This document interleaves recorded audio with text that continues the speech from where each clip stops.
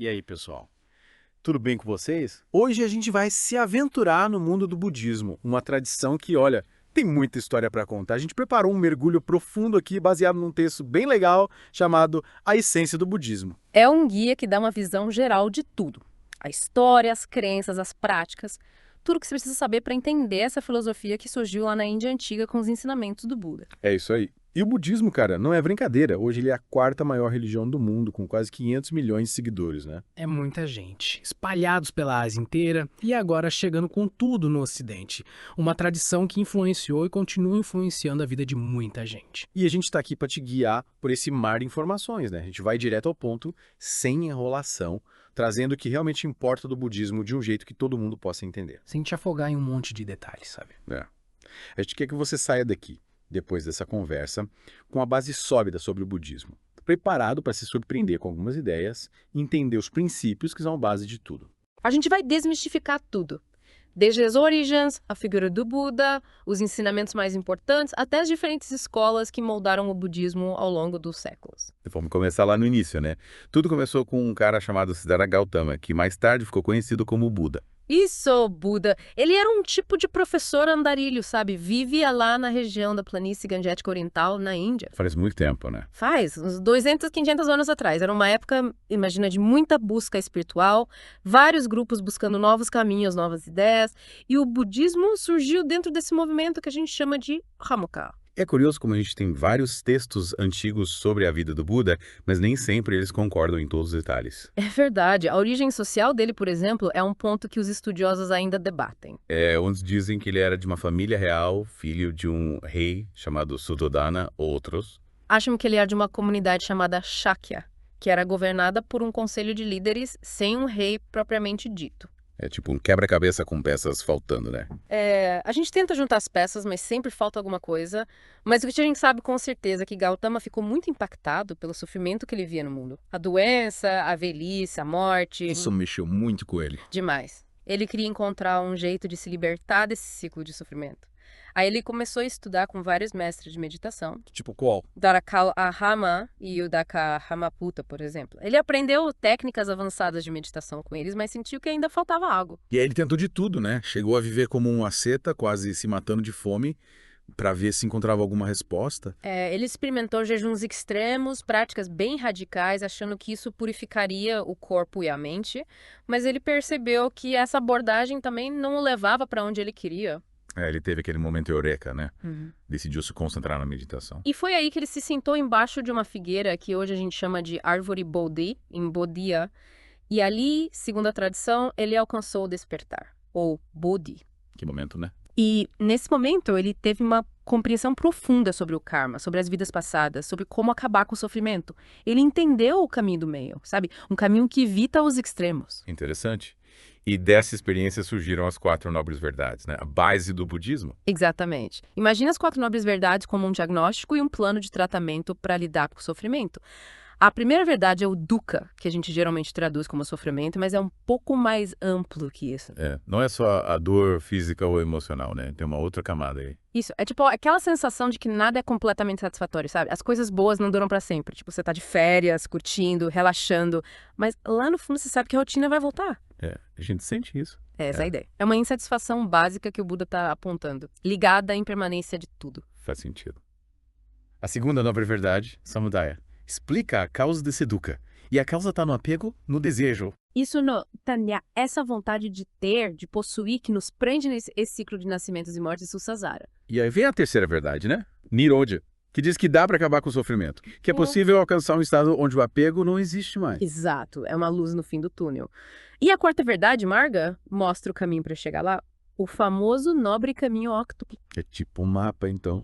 Um mapa que te guia para fora do sofrimento. E esse caminho óctuplo tem 8 passos, certo? 8 fatores, para ser mais preciso, e eles são divididos em 3 áreas principais. A conduta ética, que inclui a fala correta, a ação correta e o modo de vida correto. Aí a gente tem a disciplina mental, com o esforço correto, a atenção plena correta e a concentração correta. Isso.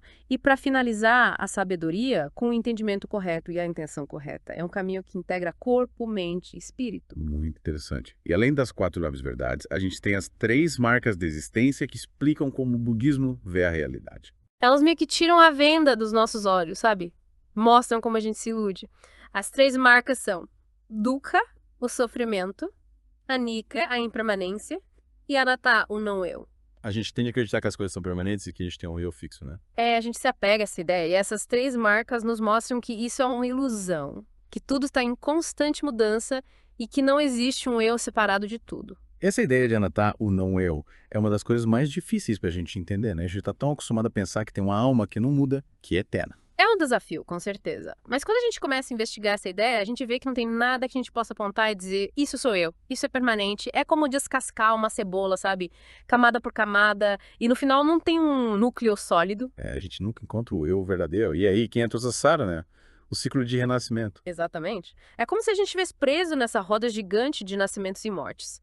E o que nos mantém presos é o desejo, a ignorância e o karma. E o karma, no budismo, não é tipo um destino escrito, né? É mais sobre ação e consequência. É isso aí. Karma significa literalmente ação. É a lei de causa e efeito. As ações que a gente faz, boas ou más, geram consequências. Criam sementes que vão amadurecer no futuro. E essa lei do karma não precisa de um juiz, né? É tipo a lei da gravidade. Simplesmente funciona. Exatamente. Não tem ninguém julgando ou punindo. É uma lei natural e impessoal. E o mais importante é a intenção por trás da ação. É a intenção que determina se a ação é boa ou má. Então até os pensamentos importam. Sim, os pensamentos também geram karma. Eles influenciam as nossas ações, as nossas palavras. Tudo está interligado. Faz sentido. E o objetivo final é se libertar desse ciclo de renascimento, né? Alcançar o nirvana. O nirvana é a palavra mágica. E o que significa exatamente? Nirvana significa literalmente extinção. É a extinção do sofrimento, a extinção do apego, a extinção da ignorância. É o fim do ciclo de renascimentos. Mas não é como se a gente virasse nada, né? Não, não é isso. É mais como apagar o fogo do sofrimento. A gente se liberta das kleshas, das aflições mentais que são a raiz do problema. É alcançar um estado de paz, de libertação. Isso. E alguns textos descrevem o nirvana como vazio sunyata. Vazio! Mas como o vazio pode ser libertador. É um paradoxo, né? Mas é um vazio que não é a ausência de tudo. É a ausência de sofrimento, de apego, de ilusão. É a liberdade de ser quem a gente realmente é, sem as amarras do ego. Entendi.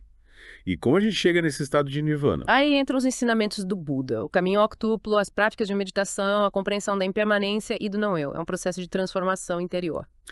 E tudo isso se conecta com a ideia de que nada existe por si só, né? A originação dependente ou pratyasa multipada. É isso aí. A originação dependente explica que tudo está interconectado, que nada existe independentemente. É como uma teia de aranha gigante onde cada fio está ligado a todos os outros. Tudo depende de tudo. Exatamente. E um exemplo clássico é a roda dos 12 nidanas, que mostra como a ignorância leva às ações kármicas, que levam à consciência, que levam ao nascimento, que leva ao envelhecimento, à morte e assim por diante. E essa interdependência também se conecta com a ideia de anatta, o não eu, né? Sem dúvida. Se tudo está interligado, não faz sentido pensar que existe um eu separado de tudo. É uma mudança radical na forma como a gente vê o mundo. E essa ideia de interdependência leva a gente para o conceito de vazio, o Shunyata. Que é um conceito central no budismo, né? Principalmente no budismo Mahayana. No budismo mais antigo, o Shunyata se refere ao vazio dos 5 agregados, ou seja, a ideia de que não existe um eu permanente. Mas no Mahayana, Shunyata ganha um significado ainda mais profundo. Mais profundo como? É a ideia de que todos os fenômenos são vazios de existência, inerente de Svabhava.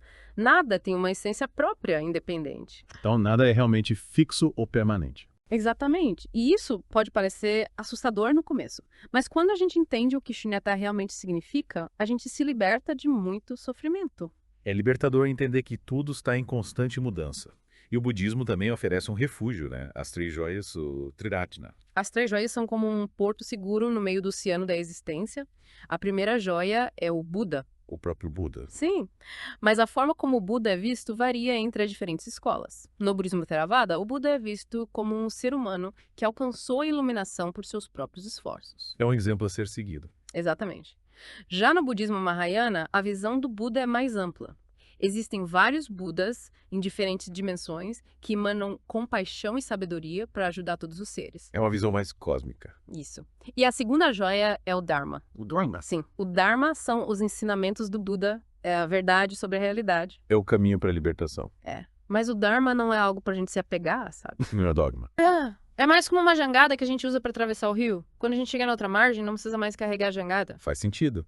E a terceira joia é a Sangha. A Sangha é a comunidade budista, os monges, as freiras e também os leigos que se dedicam à prática do budismo. É um apoio importante, né?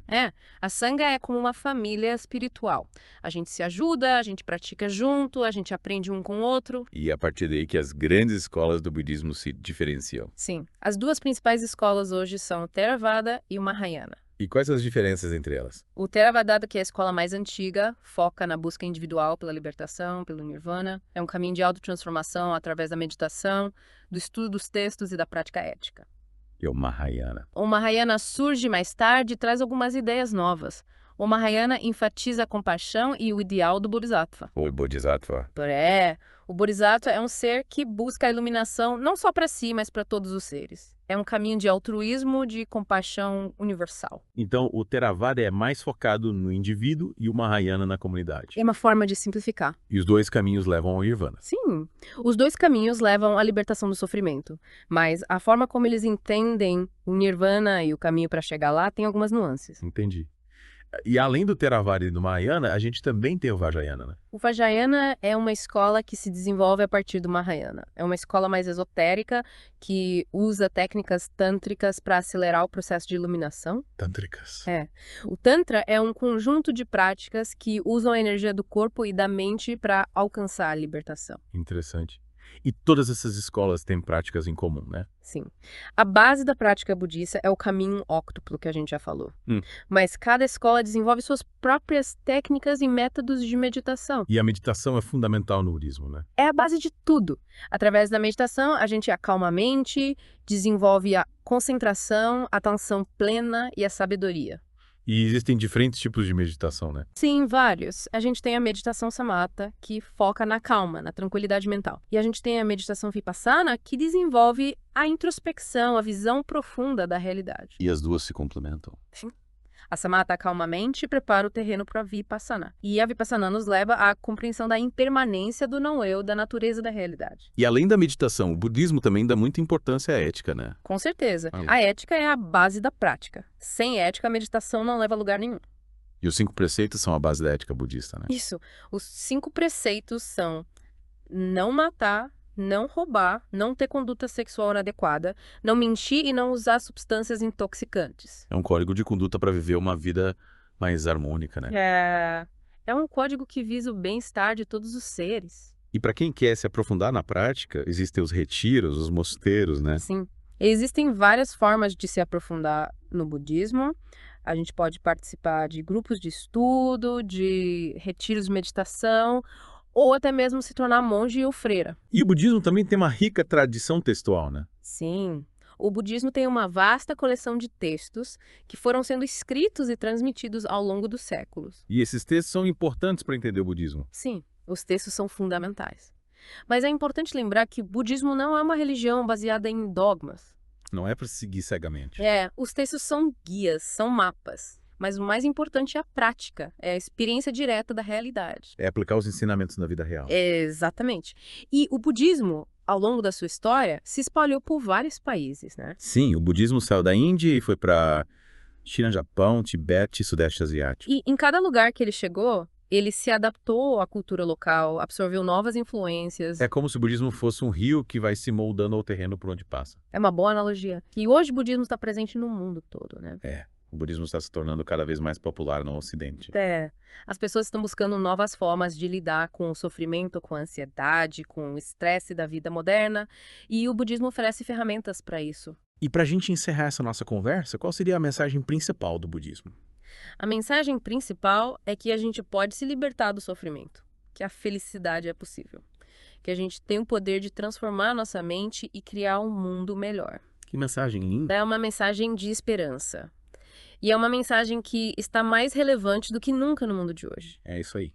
A gente espera que você tenha gostado dessa nossa viagem pelo mundo do budismo. E fica o convite para você continuar explorando esse universo. Tem muito para descobrir. É isso aí. Até a próxima. Até mais! Gente, encontro vocês em outro podcast. Não esqueçam de se inscrever no nosso canal.